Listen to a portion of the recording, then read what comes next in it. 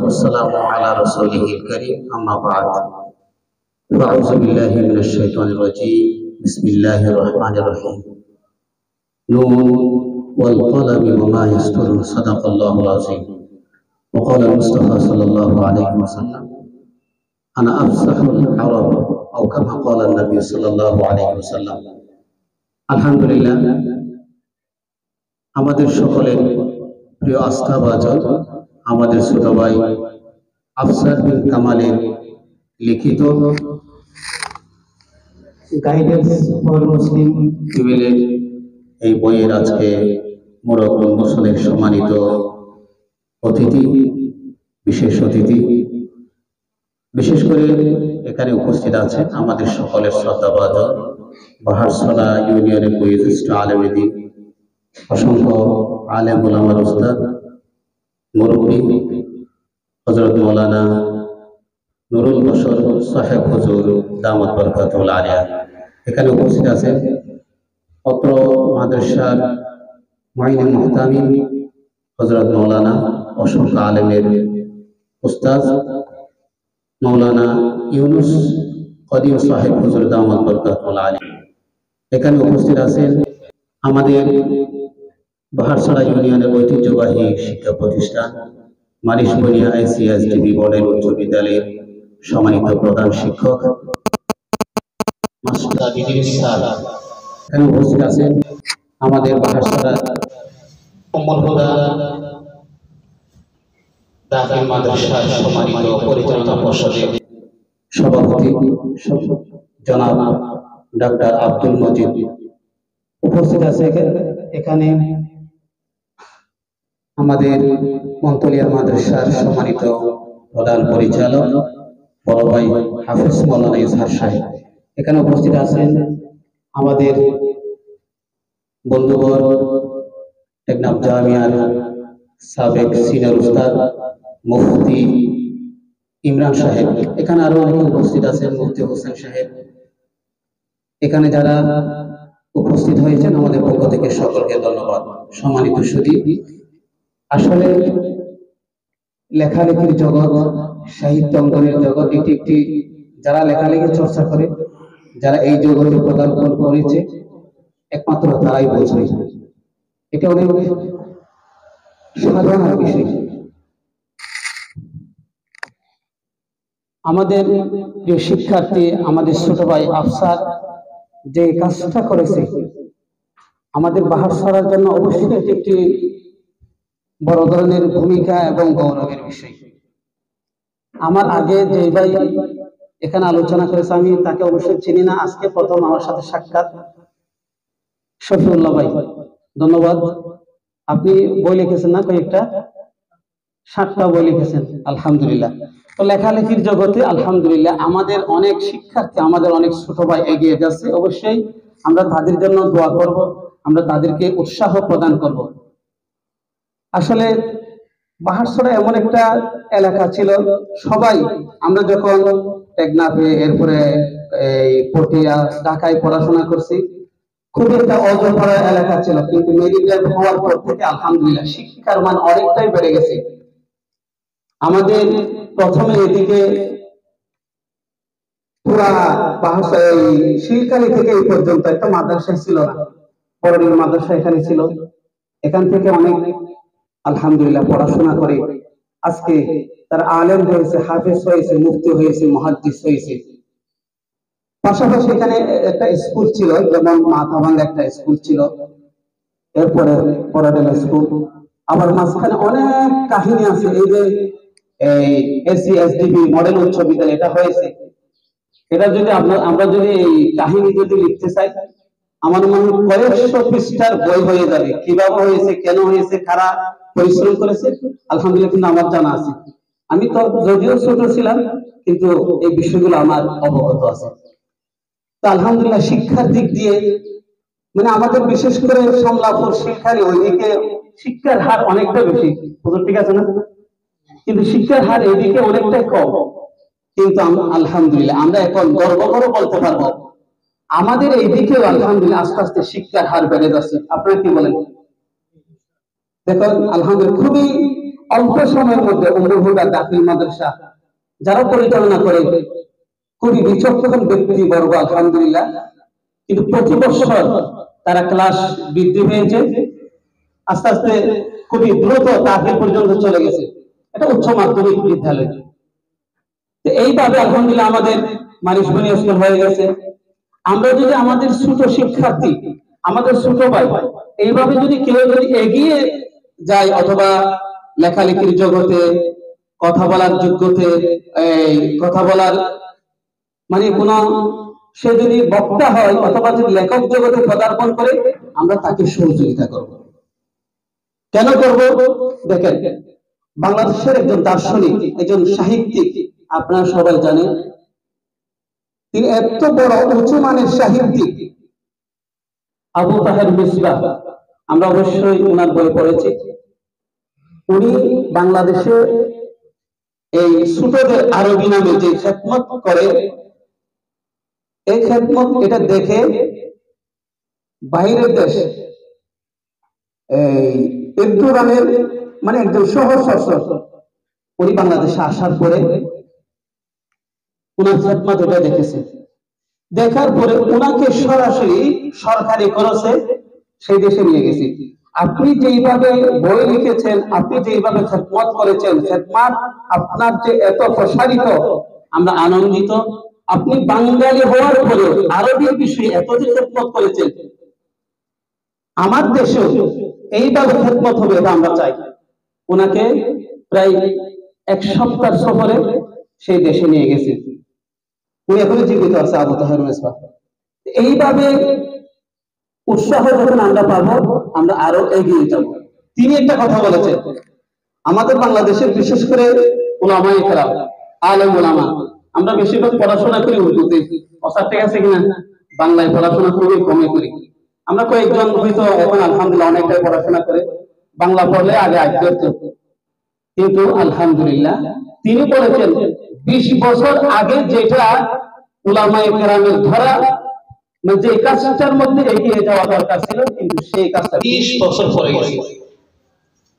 আগে বাংলার কোনো সরা ছিল না, বাংলার কোনো অনুবাদ ছিল না, এখন আলহামদুলিল্লাহ অনেকটা হয়ে গেছে। আমার মনে হয় দর্শনে জামিনে যে সকল কিতাবাদি আছে, সব কিতাবে মনে হয় বাংলায় অনুবাদ আছে। এটা আবার অনেকে আগ্রহে কি রে, আমরা যদি বাংলায় পড়ি, আমি বাংলায় কথা বলি, আমি বাংলায় ওয়াজ করি, আমি উর্দুতে ওয়াজ করি না, শুধু কি বলে অবশ্যই আমার পাঠ্য পুস্তকে, আমি যে পাঠ্য পুস্তক থেকে জ্ঞান আহরণ করব, এর সহায়ক গ্রন্থ অবশ্যই বাংলা হতে হবে। আমার মাতৃভাষায় যদি বইতে না হয়, আমি কিভাবে বুঝবো, আমি মানুষকে কিভাবে বোঝাবো? যেমন একজন দার্শনিক, মানে আমাদের বাংলাদেশের দার্শনিক, তিনি বলেন, আমি বইটা পড়াশোনা করতেছি ফার্সিতে, অনুবাদ করতেছি উর্দুতে, আবার আমি সেটা বাংলায় অনুবাদ করতেছি, মানুষকে বলতেছি আঞ্চলিক ভাষায়, কয়টা ভাষা থেকে আসতেছি। এজন্য এই যে সাহিত্য, এটা অর্জন করে আল্লাহ রাসূল সাল্লাল্লাহু আলাইহি ওয়াসাল্লাম সরাসরি বলে দিয়েছেন, আনা আফসাহুল আরব, আমি আরবের মধ্যে সবচেয়ে বিশুদ্ধ ভাষায় কথা বলি। তো আলহামদুলিল্লাহ আমাদের ছোট ভাই আফসার জন্য আমরা দোয়া করব। আলহামদুলিল্লাহ আমি নিজে 3টা বই লিখেছি, আমি 15,000 বই ছাপিয়েছি।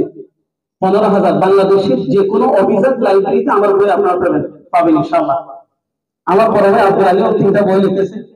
তো আলহামদুলিল্লাহ এইভাবে লেখালেখির জগতে যখন আমরা এগিয়ে যাব, আমাদের যারা উর্দু বয়সী শিক্ষার্থী আছে, কওমি হোক, আলিয়া হোক, স্কুল হোক, কলেজ হোক, তারা একটা উৎসাহ পাবে ইনশাআল্লাহ। দেখেন আলবাত কিন্তু লাইটটা তৈরি করেছে কে? আমরা কে তৈরি করেছে লাইট? হ্যাঁ, উনি ক্লাস 6 এর এই যে নতুন কারিকুলাম বের হয়েছে, নতুন কারিকুলামের মধ্যে ওনার কথাটা নিয়ে আসছেন। ওনার কথাটা এটা বলে শেষ করতেছি। বলছে এত দুর্বল, এত মেধাহীন, এত কবি, এত নির্ভুল, পড়াশোনা করতে পারে না, টিচার তাকে বের করে দিয়েছে। আর এখানে ক্লাসে আসতে হবে না, তোমার ছেলেকে নিয়ে যাও। বাবাকে এই কথাটা বলছে। এটা ক্লাস 6 এর এই যে নতুন কারিকুলাম আছে, বুঝতে আছে না? এখন গার্জিয়ানের হাতে একটা চিরকুট ধরে দিয়েছে, ওখানে লেখা আছে এই আপনার ছেলে নির্বুধ হওয়ার কারণে, অতিরিক্ত দুর্বল হওয়ার কারণে আমরা স্কুল থেকে বের করে দিয়েছি। কিন্তু তার মা এত বিচক্ষণ, এত অসাধারণ মেধার অধিকারী, তিনি বলেছেন, বাবা এই যে চিরকর্তা, তুমি কি জানো এটা কি? মা আমি তো জানি না। এটা হচ্ছে তোমার সমস্ত শিক্ষকরা এখানে একটা মতামত পেশ করেছে, তুমি নাকি এত ভালো ছাত্র, এত ভালো স্টুডেন্ট, ওই স্কুলে তোমার মতো ভালো কেউ নেই, সুতরাং এই স্কুল আর পড়তে হবে না, ভালো আরেকটা উন্নত মানের স্কুলে পড়তে হবে। এটা একটা উৎসাহমূলক কথা বলেছে, কোথায় নাকি? আর আমি যদি এত ভালো হই, সেই স্কুল আমি আর পড়াশোনা করবো, অন্য আরেকটা স্কুলে আমাকে ভর্তি করিয়ে দেন। এরপরে সে তার একটা উৎসাহ উদ্দীপনা সৃষ্টি হয়েছে। পরবর্তী পৃথিবীর সেরা বৈজ্ঞানিকের মধ্যে তার নাম চলে আসছে, আলহামদুলিল্লাহ। আমরা তার কল্যাণে, যদিও মুসলিম কি অমুসলিম এই প্রশ্নে আমরা যাব না, কিন্তু তার কল্যাণে আমরা লাইফ পেয়েছি, আমরা আলো পেয়েছি, ঠিক আছে না? আমরা উৎসাহ দেব আমাদের ছোট ভাই, আমাদের ছোট যারা শিক্ষার্থী পড়াশোনা করতেছি। আমরা এখানে আরেকটা বিষয় আমরা ফলো করি, যেমন আমাদের শিক্ষার্থী যারা পড়াশোনা করে খুব অল্প বয়সের মধ্যে হয়তো বিয়ে শাদীর মধ্যে অন্তর্ভুক্ত হয়ে যায়, এখন ক্লাস 9-এ পড়ে অথবা 8-এ পড়ে। আজকে দাওয়াত কি আসলাম, 8-এ নাকি পড়াশোনা করছে। যদিও শরিয়া জায়েজ দিয়েছে, জায়েজ রেখেছে, কিন্তু একটা বয়স হওয়াটা, এই যারা মুহাক্কিক আলেম দিন তারা এটাই বলে, পুরোপুরি একটা সংসার বোঝার মতো তার বয়স আসতে হবে, না হয় সংসার কিভাবে করবে, কার সাথে কিভাবে কথা বলবে, এরকম একটা বয়স হওয়াটা জরুরি। সুতরাং আমরা বলবো বেশি অতিরিক্ত ছোট বয়সে বিয়ে দেওয়াটাই উত্তম নয়, যদিও সুযোগ কি যায়, আপনার সমালোচনা করবেন না, প্রত্যেক কথার দলিল আছে। এই জন্য মোটামুটি একটা বয়সে পরিণত হতো, আমরা উৎসাহ দেব, উদ্দীপনা দেব। দ্বিতীয় নম্বর, আমাদের অনেক শিক্ষার্থী এমন আছে পড়াশোনা করে স্কুলে যায়, মাদ্রাসা যায়, কি আসলে কোন ক্লাসে পড়ে জানে না, আসলে এত কষ্ট, কোন ক্লাসে পড়ে জানে না। এরপর এমন আছে এই প্রতিদিন স্কুলে যায়, বইটা অন্য জায়গাতে দোকানে রেখে সেই দিকে ঘোরাফেরা করে চলে আসে, এমন তথ্য আমাদের কাছে আসে। এরকম হয়, পড়াশোনা 2 বছর পর্যন্ত স্কুলে গেছে, বাপকে বলছে আমি স্কুলে, আসলে স্কুলে যাইনি, এরকম ধোঁকা দিয়েছে। বাবা সারাদিন দিন মজুর করে, পাহাড়ে যাই, নৌকাতে যাই, কিন্তু এই খবর নাই। অতিরিক্ত সাদা সিধা হওয়াটাই আসলে ভালো না, এটা আমরা অবশ্যই বিচক্ষণ হব, কোন ক্লাসে পড়ে, কোথায় পড়ে, এটা আমরা ইনশাআল্লাহ অবশ্যই খেয়াল রাখবো। আর শিক্ষার্থী বাড়ানোর চেষ্টা করতে হবে, শিক্ষার্থী বাড়ানো। আমাদের প্রতিটি প্রতিষ্ঠান, মারিশবনিয়া স্কুলের প্রধান শিক্ষক তিনি সভাপতি রাতের 12টা বাজে আর সংহলা বড় দেখি ওদের স্কুলের ছাত্র আমাদের বড়ডেল মাদ্রাসার যারা দায়িত্বশীল, যারা কর্তৃপক্ষ আছে, আমি আপনাদের প্রতি আপনাদের একটা অনুরোধ হইয়া, আমি আসলে কথাটা বলছি, আপনার ইনশাআল্লাহ শিক্ষার্থী এখানে অনেক কম, 500 কিছু কম, 500 শিক্ষার্থী আছে, শিক্ষার্থী বাড়াইতে হবে অবশ্যই। কেন? এটা আমাদের অবশ্যই প্রচেষ্টা চাইতে হবে, ইনশাআল্লাহ আমরাও চেষ্টা করব। সবাই কিন্তু আলিয়াতে পড়বে, কিছু কমিটি হবে, কিছু স্কুল হবে আলিয়াতে, এইভাবে বাধ্যতামূলক পড়াশোনা করবে। কিন্তু এটা তো অনেক পুরাতন প্রতিষ্ঠান, কেন শিক্ষার্থী কম? কিন্তু এখানে আমাদের অবশ্যই দুর্বলতা আছে, এটা স্বীকার করতে হবে। এখন লাস্ট পয়েন্ট আমরা শেষ করে দিই। আমাদের ইদ্রিস কান্দলবী রহমতুল্লাহি আলাইহি পৃথিবীর একজন বিখ্যাত আলেম, অনেক কিতাবাদি লিখেছে। তার সন্তান প্রতিদিন স্কুলে যায়, মাদ্রাসায় যায় সাইকেল নিয়ে, বাবাকে বলতেছে সাইকেলের জন্য পেট্রোল লাগবে।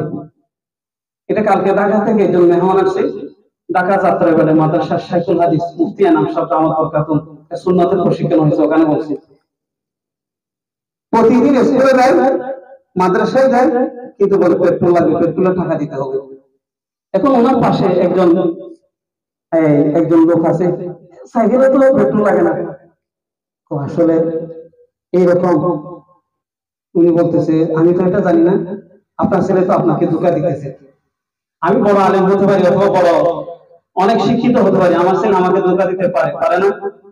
অবশ্য বড় আলেম হলে যে আমার সন্তান বড় বিখ্যাত হয়ে যাবে এমন কোনো বাধ্যবাধকতা আসলে নাই। তবে আমার যথেষ্ট পরিমাণ কি করতে হবে, ভূমিকা রাখতে হবে, খেয়াল রাখতে হবে। কথা আসলে দীর্ঘ হয়ে যাচ্ছে, আমি এখানে শেষ করছি। আলহামদুলিল্লাহ এখানে অনেক গুণীজন উপস্থিত হয়েছে, অনেক মুরব্বিয়ানিকেরা, অনেক শিক্ষিত ব্যক্তিবর্গ এখানে উপস্থিত হয়েছে। আমি সকলের প্রতি শ্রদ্ধা রেখে আমি আমার আলোচনা এখানে শেষ করছি। আসসালামু আলাইকুম ওয়া রাহমাতুল্লাহ। ধন্যবাদ হাফেজ।